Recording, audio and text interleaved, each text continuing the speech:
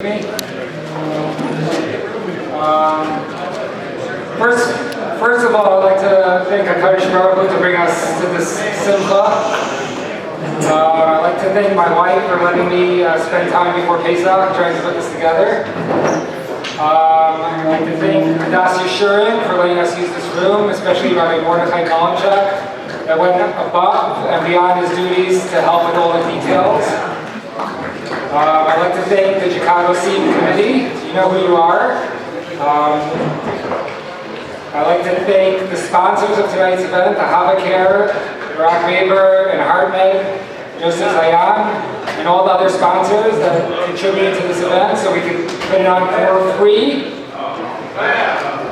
I'd like to thank Torah Levy, that's been very helpful from Eretz Yisrael. Yossi Klein that flew in here. It does so much behind the scenes, now I see what it is. Mark Ashkenazi, I wouldn't be able to know who's coming without him. Nachman Mostovsky, Menachem Friedman, who printed all the art books at the last minute and sent them to Muncie and then sent them to Mark to take in his luggage. Shlomi Rosenberg for everything he does behind the scenes. I'd like to thank the local people also. Leslie Goldmeyer for helping put the badges together at the last minute. Ani Aaron for the beautiful flowers and the event coordinating. Shlomi Klein that was willing to drop everything from Crown Heights and drive the books to Muncie if necessary. Shai Sevi for all the printing work. Reb Eli. Reb Eli's wife for everything. So I was thinking about what to speak about tonight. So we heard all these things about ChatGPT. So I wanted to see how accurate is this. So I put in, the guest speaker and the why. So I think it was pretty accurate. It has a few facts that are not true, so I'm going to read it. But maybe they are true. Maybe I just don't know about it. So this is how it goes. Ladies and gentlemen, it's my honor to introduce Rav Henoch Plotnik from Chicago. Who will be speaking at the MDYC in my Nazir. Rabbi Plotnik has been a respected leader in the Jewish community for many years and is known for his deep knowledge of Torah and his ability to connect with people from all walks of life. Here's the part that I'm not sure if it's true, but he'll correct me if I'm wrong. He's the founder and director of Chicago Torah Network. That's what they said, I don't know. An organization that provides meaningful Jewish experience to people of all ages and backgrounds. Rabbi Plotnik has also served as a lecturer at several institutions in the U.S. and internationally. We're fortunate to have him join us today and share his insights and wisdom on the topic of Nazir, which he's going to speak about something else probably.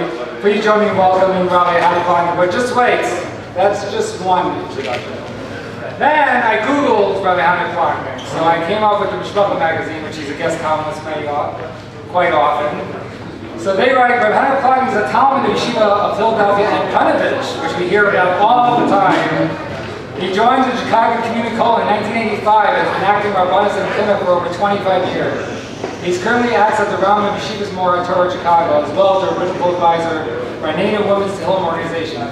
Rabbi Plotnik is a rabbi for both Shlomo's Club and Incredible Links organization, both of which provide services for Yisraelim. Aside from regularly speaking at conventions and Shabbaton, he writes periodically for various publications on the halachic and shkafic topics. Now here's my introduction. Rabbi Plotnik has taught 4 of my boys in 9th grade in yeshiva, now known as Kesef Yonah. He's ranked, in my opinion, a lot of other people's opinions, as the #1 Rebbe, 9th grade Rebbe, in Chicagoland, probably the whole United States. Without further ado, I'd like to call Rabbi Henoch Plotnik to address the crowd on this one.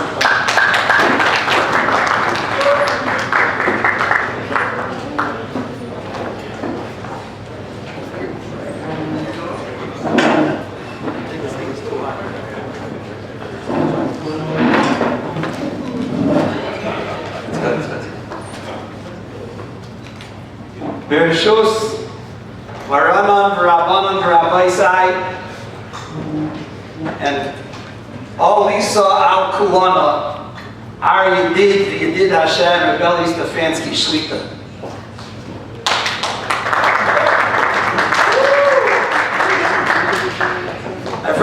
express my thanks to everybody for coming out tonight. And those a tremendous mysterious nefesh not to be home taking apart your refrigerator and being told which crumb to get out of which corner of the room.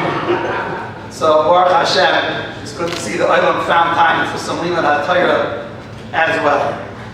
The truth is, it's a great privilege and a great thrill to be joining this tzibur tonight. It's a privilege because the Rambam writes in Hilchos Tshuva that someone who's a Peiresh Atzmai Midarkei HaTzibur, someone who separates himself from the ways of the tzibur, has no chelik in Olam Haba, has no portion in the world to come. The Rambam says if someone is not willing to share in the tzibur's tzaris, person doesn't fast when the tzibur fasts, he forfeits his portion in the world to come. What the Rambam doesn't tell us is how great of a reward it is to be part of such a tzibur. And when you're misameach with such a tzibur, and when you're part of a tzibur of thousands of loimdei Torah, under one Rebbe, under one Maggid Shir, who knows what kind of an Olam Haba it is in the next world, but I think all of you have a taste of what a Gan Eden it is in this world. That is the privilege to be able to share some thoughts with you tonight. And the reason why it's such a thrill is because with Eli Stefansky's mother, Alea Hashalom, who we hear about at the beginning of every shir, was my 4th grade Limud HaKodesh teacher as a child. I didn't call her Rebbe, but she was my teacher nonetheless. Best Rebbe I ever had. What is so unique about this chabur? We all go to Siyum and Daf Yomi Siyum. What is so special about this chabur? And the truth of the matter is, you don't have to go any further than the Rambam in Hilchos Chametz U'Matzah, when the Rambam talks about the mitzvah of Sipur Yitzias Mitzrayim that we're all about to perform in just a few nights. The Rambam says there's a mitzvah to tell our children about the story of Yitzias Mitzrayim even if they didn't ask. As it says in the pasuk, V'higata levincha. And then the Rambam says, based on the Mishnah, that according to how much knowledge the child can absorb, that's what you tell them. And then the Rambam says, Ketzah. The Rambam spells it out as if we wouldn't know how to figure it out ourselves. If the child was small, young, or lacked intelligence, you tell him, Bini, my child, Kulanu hayinu avadim, you were all slaves, Kamai shif chazu, like Esmeralda over there in the kitchen, or Kamai Evan, or like Johnny who parks my car every day in the backyard. Bin Mitzrayim, that's what we were. The Rambam is telling us an incredible lesson of how to teach and how to absorb knowledge.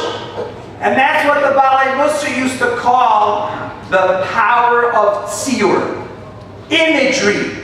It's not enough to tell your child when he was slaves, the power of Mitzrayim. I can figure out what that means. No, you got to tell him. You know that cleaning lady that works with mommy every day and she sweats and she munches like we were like her. We were all like her. Your mommy would look like her. Think about it. Your tati would look like whatever you imagine. Want to paint the picture of an Evan. See your imagery. I don't think there's another shir on the planet Earth that has as much imagery, as much seer, and as much depth to the understanding of what that does to what you're all learning than this shir. I would venture to say, Rabbi Sai, you're not just part of the biggest shir in the world, but you're probably part of the shir that knows how to give over what is being taught in these Gemaras on a par with any shir in the entire universe. The Eibush Tishik Koyach through Eli and to his wife and his side, and to his shver here as well, and his mother-in-law is here too. And the Mitzvah Hashem, they should always have the wherewithal, the strength, and the desire to be such tremendous Marbitze and Marzike Torah for the entire world. Amen. Said over a fantastic shot from an anonymous balabais on a Mishnah in Pirkei Avos that most of us probably know. The Mishnah says, "Kol halayimei Torah l'shma zaykel l'dvarim harbe." Whoever learns Torah l'shma for its own sake merits many things. And then the Mishnah gives me a long list of how many things you get. You're called an oyev, and you're called an reyan, and misamechas amakam, and misamechas abriyos. A tremendous list of attributes to someone that learns Torah l'shma, which Chaim says means you learn Torah just to know Torah. So what does the Mishnah mean when it gives an introduction? Someone who learns Torah l'shma merits dvarim harbe. What else is there left after the Mishnah gives you 25, 30 attributes that someone merits when he learns Torah l'shma? What else is missing? What's the dvarim harbe? What are those many things? So Rabbak set up pshat, and again he didn't identify who told him this pshat, he just identified him as a balabais. He said there was a gentleman who was an immigrant, he came over from Europe, and he had a desire to fulfill the American dream, to be a millionaire. Europe was unheard of. 1 in a million was a millionaire. And he came to America and he worked hard. He was a carpenter by profession. And he saved up money, and eventually he was able to buy himself some kind of a business. And eventually he was matzliach, he was successful, and he became a millionaire. And he said, every time I walk into a room, I say to myself, the millionaire is walking in. The millionaire is eating breakfast. The millionaire is turning on the radio. You have a whole different feeling for yourself because you're the millionaire. And he said that when someone learns Torah l'shma, zaychel l'dvarim harbe, those dvarim harbe, those many things mean every single thing that you do feels different. I'm eating like someone that learns Torah for its own sake.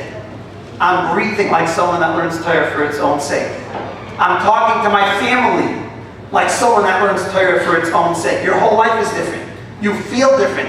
It's an intangible. You can't even put a name on it. You can't give a title to it. It's just dvarim harbe. It's everything. Just like Lahavdil, that millionaire says, the millionaire is eating, the millionaire is walking, and the millionaire is talking. Those that learn Torah l'shma can say that with pride because they feel what it is to have a life of someone that looks to acquire knowledge of Torah, like Reb Chaim says, just to know what Torah is.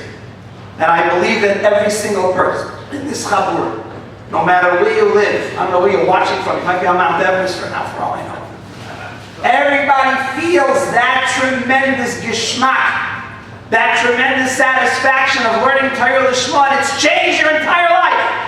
And it changes every move you make, and every conversation you have, and every meal that you eat, because you're a different person. So let me just share with you one short vart and a mice, and we'll conclude with that. If we look at the Siyum, at the end of Torah Shebechsav, of the written Torah, the Torah tells us, "U'l'chol hayad ha'chazaka, u'l'chol ha'mayra ha'gadoyel asher asa Moshe le'enei kol Yisrael." That's the very last pasuk in the Zayis HaBracha. Says Rashi, you know what this pasuk is referring to when it says what Moshe Rabbeinu did le'enei kol Yisrael? She'nasoi liboy lishbor aluchais le'eneihem. Moshe Rabbeinu raised his heart to break the luchais in front of everybody. V'hiskima das HaKadosh Baruch Hu l'dayit, and Hashem agreed with him. As the Gemara says on the words, Asher Shibarta, Yasher Kaigacha Asher Shibarta. Good job, Moshe Rabbeinu. You smashed my luchais. Now let me ask you a question. Moshe Rabbeinu accomplished so many things, so many positive things, so many great things. And the signature pasuk in the Torah ends with disaster. Moshe Rabbeinu broke the luchais. Hashem couldn't find any other way to end the Torah than that. We don't even end haftarahs with psukim that don't have good news. We want to end on a high note. Where's the high note? Breaking of the luchais is hardly a high note. And I believe the message perhaps of the Torah is, do we realize what Moshe Rabbeinu did? Hashem Yisbarach wrote those luchais kabiyachol himself, and he handed them to Moshe Rabbeinu. And he said, "Hey, give these to the Klal Yisrael." Moshe Rabbeinu thinks, nope, they can't have them. They worship the eagle. And what does Moshe Rabbeinu do? He smashes them into 1,000,000 pieces. And Hashem says to him, good job. You know what that means? Moshe Rabbeinu was able to think like Hashem. Lahavdil, some big mathematician in Harvard, I'm a Bostonian, can I go in partial? Would think of some kind of wild equation, and some guy would say to him, hey, that's what Einstein said. This person will get a Nobel Prize. You're a genius. You're Einstein. Lahavdil, a human being, through learning Torah, Zichru, Torahs, Moshe Avdi, his brains can think like Hashem himself to the point that Moshe Rabbeinu had the license to smash the luchos. And Hashem says, Yashakayach Shashibarta, good job. Of course the Torah ends with that. Because the Torah wants you to know what happens when you learn Torah. Torah makes your mind a godly mind. You don't think like the guy in the street. You think like Hashem. You can elevate. Nosoi Limay, Rashi says, he was elevated to think like Hashem. And this is what happens when we learn Torah. And how much more so when we learn Torah more in depth than sometimes the Daf Yomi allows us to do. But it changes our minds to think like Hashem. And I'll just conclude with a Maisa to illustrate this point. An incredible Maisa that I heard from Mordechai Gifter. Tells the Rosh Hashiva Zekatzadik L'Bracha. He said this at the Shloshim for the Lakewood Rosh Hashiva of Schneier Cutler. This goes back into the middle 1980s. He said a brother came to the Telzi Yeshiva in Cleveland. And he said to Reb Gifter, I want to come for 1 year, and I'm out of here. That's a quote. So Reb Gifter said, fine, you want to come to Yeshiva for a year? I'm not going to diss you. Come, it was okay. So he came to the Yeshiva for a year. And at the end of the year, he comes back to Reb Gifter and he says, I'm a man of my word, I'm leaving. So Gifter said, fine. He said, you're going to leave, you can leave, because okay. But I want you to know that I have tinnitus. He said, nothing's changed, nobody is. I have tinnitus, I have complaints. So Gifter, as he said over this mice, he said, I don't even remember anymore what I told him. But his complaint was, you knew that I was coming for a year. Why did you waste my time learning the Rashbas on Shosha Nogach Esapara, these esoteric sugis and Bava Kama? Why didn't you learn about benching? Why didn't you learn about Hilchos Tefillin? Why are you wasting my time? I'm out of here. Fine. 6 months later, the brother comes back and he says to Gifter, I'm back. He said, what are you doing here? I thought you swore up and down, you're never coming back here ever again. He said, I remember what the Rosh Hashiva told me when I left, and I realized how true it was. I had to come back. Gifter said, tell me what I told you. I totally don't remember. He says, what happened when I left? I decided to enroll in a university. And the professor in this university was progressive. Forget it, progressives. And he said one day he was sitting in class, and the professor handed out a candle to everybody in the classroom. And he went around with a match and lit everybody's candle. Then he shut the lights. And he created this disgustingly eerie feeling in the room. I couldn't stand it. And I remembered what the Rosh Hashiva told me when I left. The Rosh Hashiva said, we don't learn the Rashba in Perek Shosha Nogach Esapara to remember the Rashba. We might forget the Rashba. But when we learn a Rashba in Perek Shosha Nogach Esapara, we start to think like the Rashba. And this young man said, I don't want to think like this Prosta professor. I'd much rather think like the Rashba. I'm back in business and I'm back in mission. This is what we are doing on a daily basis. We're learning to think like Ravina and Ravashi. We're thinking like Rabbi Akiva and Rabbi Tarfon. Do we not think this affects every single move we make in life? The way we talk, the way we walk, the way we treat our families, our brains, our das is the das of the Torah. And this is the gift that we have been given by having such a Rebbe, such a Marbitz, the whole life. I don't know how he has do anything else. When does he go to the safaris and fight with the lions? This has become his whole life, is you. And all the thousands of people like you that are so proud to call themselves Talmidim of this year.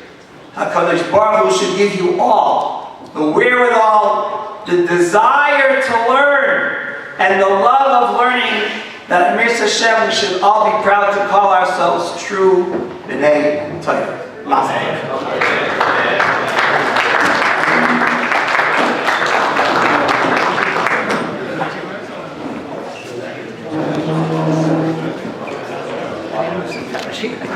Thank you, Rabbi Kwadek. We are now going to have a Siyum. Eli Stefansky is going to finish the last big line of Nazir, and then we're going to have the Once again, I want to thank the Rebbeinu Shalom for bringing us here. One more Masechta, a beautiful Masechta. I'm really going to miss Nazir. So many unbelievable sugyas. I want to thank, again, my Shishchayel. She's here tonight. So thank you. We have a very special Messiah tonight. My own very son, Lazi, is being Messiah in Nazir. On his own, I never spoke to him about it. I think it was the Salgans that made a deal with him. Said, we're going to do Nazir together. Nissan dropped out and Daf Gimel, and of course, Lazi continued and finished, so Mazel Tov to Lazi. I want to thank my in-laws who are here, Dr. and Mrs. Friedman, for bringing me here to Chicago and to this point in my life. Thank you. And I have to thank the one and only, I don't think Betsy Friedman is here still. That's my brother-in-law. But the other Betsy Friedman, my partner Betsy, I want to thank you in front of all of the Chicagoans here. Without Betsy, I would not be able to do what I do. Mishkar for taking care of the business. Mitch Levin, right over here with the cat. He's the one that manages our property, so Mishkar Mitch Levin. He does the daf a little bit here and there. Mishkar. I want to thank the local Chicagoans. First of all, thank you everybody for coming out. I know it's very hard for Chicagoans to come out. A lot of tzaddikim. We have a very special Lamed Vav Tzaddik, a Mr. Gadol, who's going to be Messiah. The Siyum is sponsored by Joey Levy. He paid $15,000 for the right to say the Hadron, and he gave it over to one of the Lamed Vav Tzaddikim. I'm not going to tell you who it is until we get there, but he's a true Lamed Vavnik who finished 4 Masechtas with us, never shown his face at any of the MDY, Siyum, or anything, but here he is tonight. It's a secret, I'm not going to say who it is until that time. I'm serious, there's something about Chicago, the Anova. There are people that I know that do the shir every single day. I'm going to call him out here, Barabim. Louis Cohen, not here tonight.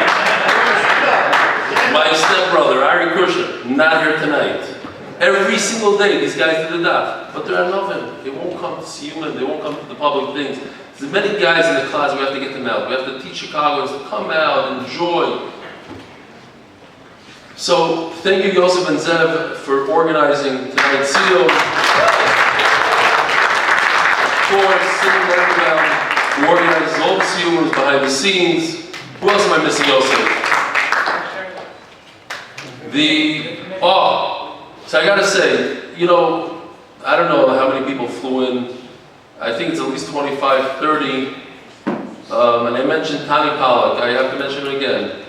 He was on vacation this year with 3 young children. I think one of his children was 2 years old. And on vacation in the Bahamas, his child was Nifter. It was a big part of our daf. And he won, because I don't think my father-in-law heard it, so I'm saying it for him. He won a random raffle that we did on Chazara.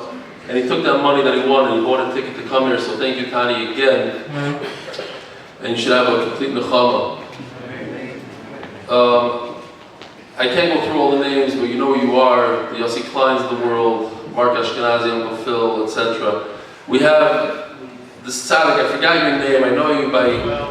Joel Azrahi. Joel Mizrahi, Shkoyach, Uncle Phil, Official from Official Catering, the famous Official.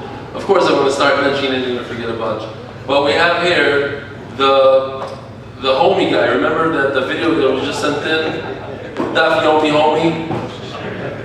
He's here himself. He brought in a tzaddik with him from Detroit. He flew in. What's the guy's name? Moshe Sherazin. Shkoyach, here he is sitting next to him. What? And Yaakov Selmar from Detroit. Yaakov Zelmar from Detroit. Welcome. Some tzaddik came over. He took an Amtrak from Detroit also. Was he on your train as well? He came in plane. So train, plane, automobile, the whole thing. I want to show you real quickly. I didn't get a chance even to look at it. But it's a beautiful, beautiful book that everyone gets to take home. And if you just go through this, here, Zav Shalish Riyos, Machnas Chaykoy Rishoyim, I don't know, all these things, you just go through it and you see the amount of sukkahs that we learned and unbelievable stuff. Tuma Sheretz, look at this. Look at this animation that he did. Going into the mikveh, the chassid Yossi Klein going into the mikveh. Here he is today with us. Klal, brother Klal, Carla Chia Siri, and Meiser. Beautiful stuff, beautiful stuff. So, Yishkoyach Yoshi, and this is mamish a great way to do Chazara and just relive Mesechtes Nazir. Let me see. Steve Jakubowski in the house, Rabbi Isai, also one of the a little bit of a sponsor tonight, Yishkoyach. One of the big, first of all, I have to say Yishkoyach Rabbi Pladik. I don't know if he's still here, but Yishkoyach Rabbi Pladik, beautiful, beautiful speech. He's a big writer for the Mishpacha. Check him out. He writes beautifully as well. Great guy. We're going to hear, we only have one more speech, a short speech from Zalman Twersky, who's a very big part of the Shir in Chicago. So, Yishkoyach Rabbi Zalman. Here we go. One of the most famous Gemaras, we say that if you live in Eretz Yisrael, you say it every day. I think Mr. Chasvar might say it every day as well. And there are four Mesechtes that finish like this. Omer Rabbi Lazar, Omer Rabbi Chanina. Talmidei Chachamim marvin shalom ha'olam. Talmidei Chachamim bring peace to the world. Shenemar v'chol bonayich limudei Hashem v'rav shloim bonoyich. Okay? So the Maharsha says that the word bonayich is how you remember the four Mesechtes that end just like this. Beis stands for brachas, Nun stands for Nazir, Yud stands for Yivamis, and Chav stands for Krisus. Says the Aruch HaShulchan, I like the Maharsha, he says, I'll explain it to you. He says, what the Maharsha maybe meant was that the pasuk starts off, Chol B'nayich, L'mudei Hashem, B'rav Shalom B'nayich. It repeats itself. So that extra B'nayich is to teach us these four Mesechtes. But the Aruch LaNer says like this, beautiful thing. He says, brachas, Mesechtes brachas, the base of B'nayich is brachas. Brachas is between Ben Adam and Malach, between a man and a Kadosh Baruch Hu, what brachas you make and what things you do. So, that's one way of Shalom. The Nun is, let me see if I have this right. Well, we won't get to the Nun. Let's do Yivamis first. Yivamis is Ben Adam L'Chaveroi, because when a person has to marry his sister-in-law he doesn't like that much, and he's doing it for his brother's sake, that's Ben Adam L'Chaveroi. And then you have Krisus. Krisus is Ben Adam L'Atzma. You know, a person and his neshama and the different harnesses that you get if you don't act in a certain way, that's Ben Adam L'Atzma. And finally, Mesechtes Nazir, he says, is Ben Adam L'Ishta. Because as we saw, even today, when a person sees a site b'kekula, so it has to do with shalom bayis, etc., and to increase peace between a husband and wife, and that's the remez of Banayach. And with that, Rabbi Isai, I'm going to call upon the person who's no longer one of the Lamb of Tzadikim, the four Mesechtes with us, and Joey Levy asked that he should be signing the Mesechta, Benji Israel.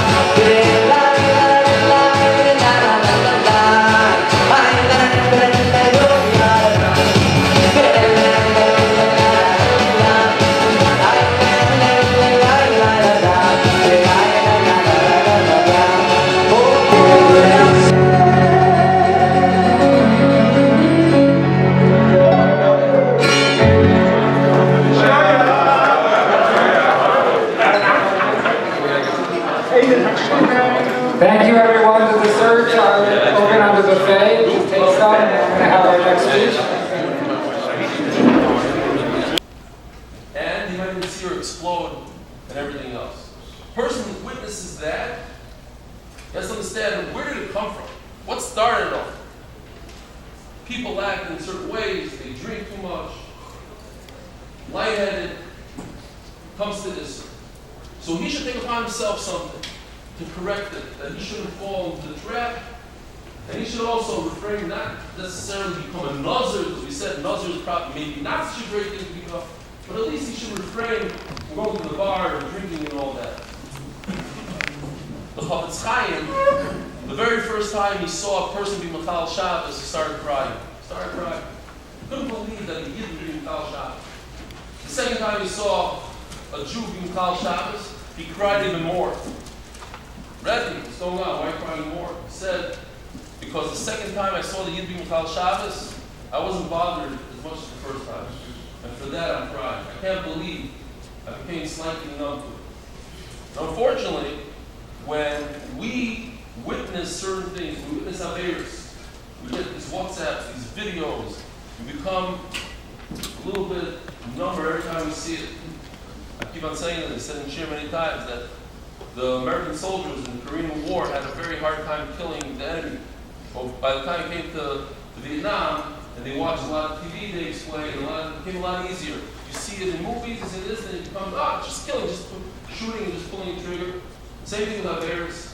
You see an Avera, and to get closer to HaKadosh Baruch Hu. And that is the goal of the shir, that is the goal of the family, that we come together. I personally started, and I want to talk a little bit about this for a moment. Baruch Hashem, I come from the house of Torah. Always saw my father learning, my Zayde, Nachman Sifri Rebbe in Yerushalayim. But always look for the shorter masechtas, for the easier ones.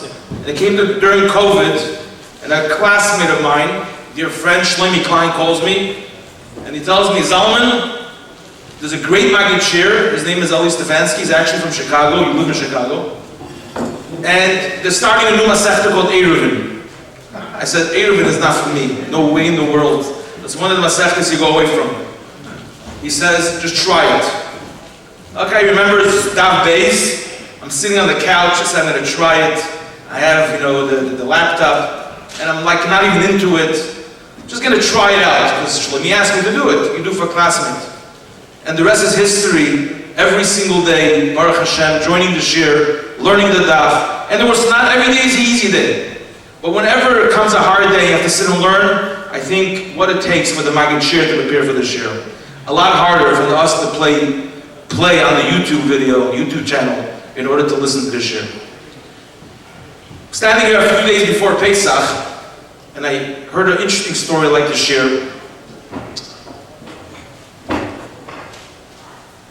I heard the story from my father, or heard it from children of the Bala Maisa. In Crown Heights lived two brothers called the Kellner brothers. Unfortunately, they passed away before, they never got married. It was El Tirabahrim. Remember them in Crown Heights with beards, long beards, white beards. They lived in the Eastern Parkway. Their father, his name is Rav Kellner, he was a Rav in a city called Tenke in Hungary. It's during World War I, so there was a group of 180 soldiers. The three Rabbanim were in charge over their spiritual needs. Two Rabbanim were Reform Rabbanim, and he was the Erlicher of. He came before Pesach, and they needed food for the soldiers. So they started asking around the nearby cities, what could you do to provide food for the soldiers? So, it was time of a war. So the people got back saying that every family is ready to host one soldier for the first Seder. And the second Seder, they'll provide the matzah and the wine, but for the rest of Yom Tov, food, they can't. They don't have for their own family. They'll stretch to help the soldiers, but nothing more than that. So the three Rabbanim, to Reform, and Rav Kellner, went to meet the Mefaked, the one in charge. The guy was a Soyni Yisrael. And he asked him, so what could you eat? So I was saying, potatoes. He says, no, only beans. Only beans. Only beblach. So the Reform, Rabbi said, not a problem. Well, we're good. If Kellner says, but beans is a problem, San Sofer was mechadish the Isur against kidneys. It's a problem. And the other two Rabbanim says, it's not a problem. And the Faked says, the general says, beans, and that's it. Get out of my office. They come back to the group of the soldiers, and the Reform soldiers start saying, the Reform rabbis, tell the soldiers, about the beans that we're going to get. If Kellner stuck in between, and they became a machlokes among the Rabbanim, his kidney is usher, not usher. Back and forth. And Rav Kellner says, I don't know what to do. He traveled 10 kilometers to the city of Galina, where the Mayor Shapiro, who we owe all of our learning, we owe to him. He was a Rav then, passed away in the mid-30s. He was 30 years old at the time of the story, 31. He travels 10 kilometers and he comes in front of him, Mayor, what do I do? Do I allow the kidney? Yes, no. So Mayor Shapiro says, if you would come to me before the machlokes between you, the Rabbanim, and the soldiers, I would have said it's a time of war. What's the question? It's a war time. Be matir. But now we key on machlokes if kidneys is usher, yes or no. So this is my psak din. The Rabbanim, referring to the Sam Sofer, who Upaskin that kidneys, he was mechadish, re-mechadish, the Isra kidneys, he will provide food for the soldiers. Don't worry. Now you have to remember that Chassam Sofer passed away 75 years before the story. He comes back, tells the soldiers that the Chassam Sofer, that the Rabbanim and Oilam Ha'emes, the Goinim, the Rabbanim and Oilam Ha'emes, that Aser, the kidneys, are going to provide food for the soldiers. It became a joke with the rabbis, the Reform rabbis are laughing about it. The Reform soldiers are laughing about it. And a few Erlicha soldiers are waiting for Yeshua's Hashem Ke'erefayim. And they're waiting. The other soldiers are getting recipes, what to do with the beans. Eat beans for 8 days is not pashut, but they got to figure it out. Kitzur comes a week before Pesach, and Reform rabbis are going to meet with the general about the beans. And the Violet Rav Kellner says, I was told not to do anything. The Eibush is going to help you. The Rabbanim from Oilam Ha'emes are going to help you. And he waits. No, so the two Reform rabbis go to meet with the general. What happened was that the general's mother was riding a horse, and she fell off the horse, and she hurt herself. And he was called to take care of her. So they put a different general, bigger Sayyid Yisrael, to take him over, a substitute general. So they go to meet with the substitute general, and they tell him, what do you want? So they came to pick up the beans. So why beans? Because that's what we eat on Pesach. So he got so mad. You think I'm going to give you beans in the time of a war because that's what you want? Only potatoes! He got so mad at them, he thought against the upton, he's going to get, like, to punish them by bringing them potatoes. He bought so much potatoes that the soldiers went to every home where they ate the Suda with a bag of potatoes as a gift. From here you see, not just the Koyach HaTorah for the Meir Shapiro, but the Emunah that they had, that Torah Maginu Matz, the Torah is here to protect us. And when we gather together, and one of the unique things about a Siyum over here in MDY is that every one of us is a Messiah. You go sometimes to a Siyum, there's a head table, there's 3 Messiahs, and everyone celebrates. And we went to Bellworks, it was beautiful to see 1,600 Messiahs. It was like an unbelievable thing. No dais. I think it's my first time going to an event with so many rabbis and no dais. Because everyone is a Messiah, everyone is special. The B'schus of the Emunah, Nigalu, the Eibishter Alpha, B'schus, the Emunah and the Eibishter will be releasing this Galus that happened to Karav Mamish and Mazel Tov, and thank you to the belly for everything. Shkoyach. The Kleisel. The second gift is something Rav Eli spoke about a few times during the year about weighing matzah. So he got him a scale. Oh, wow. Weighing matzah.